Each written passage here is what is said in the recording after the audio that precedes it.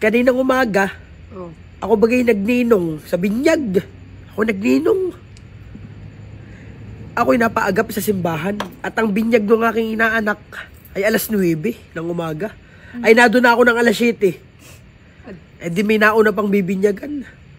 Abay, nung pagpasok ko ng simbahan ay, abay ako nagtataka, yung pari ay galit na galit.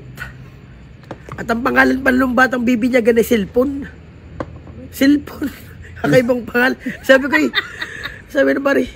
ng pari doon sa unang bibinyagan na sa mga magulang, bakit Mrs. at Mr. ito'y naging pangalan ng inyong anak ay cellphone? Di man lang ninyo yun, ba? Yung pala, inihalin tulad doon sa pangalan ng mga magulang. Ang pangalan ng ina ay Celia. At yung ama naman ay Ponciano. Kaya cellphone. Yung galing mo din. Ay, doon ang walas 9 na. Diyan yung aking inaanak. Ay, salamat naman. 2 oras ako nag-aantay, narito na. Ako nino nga ay. Siyempre, yung pare medyo mainit ang ulo, stress, gawa nga doon sa cellphone na yun. Kay Celia at Ponciano ang ama at ina. Ay, tika. Ay, tinanong mo na yung kasunod na bibinyagan. Yung aking inaanak, tinanong mo na yung mga magulang.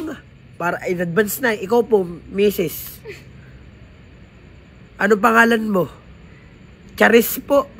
Ikaw, Mister. Ano pangalan mo? Roger po. Yan ang mga pangalan. Hindi yung kanina. Ano pangalan ng inyong anak? Ano pangalan ng bibinyagan? Charger po. Tayo na. Kayo umalis na. Sabi na. I let you say, Charis at Roger. Ano pangalan ng anak? Charger. Charger.